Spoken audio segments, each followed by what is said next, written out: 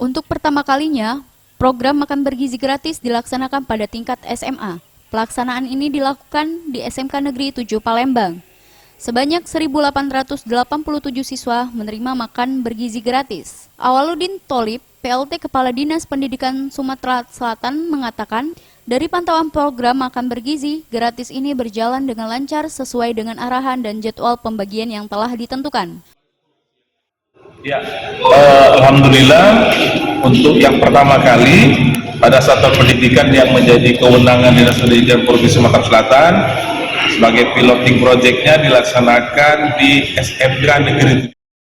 Sementara itu Lukman, Humas SMK Negeri 7 menyambut baik program makan bergizi gratis ini dan berharap dapat berkelanjutan. Rencanakan datang jam 11 pakai catering, kita kumpul di aula di Kuningan sesuai dengan form yang sudah kita ajukan. Setelah di aula kita siap untuk dibagikan nanti sesuai dengan jadwal. Rencana pembagian makan itu serentak seluruh kelas di dalam kelas itu jam 12 kurang 15 menit nanti. Sebanyak 4 titik sekolah di Kecamatan Sukarami melaksanakan program makan bergizi gratis ini, yaitu SD Negeri 129, SMP Negeri 40, dan SMK Negeri 7. Tim Liputan Sriwijaya TV.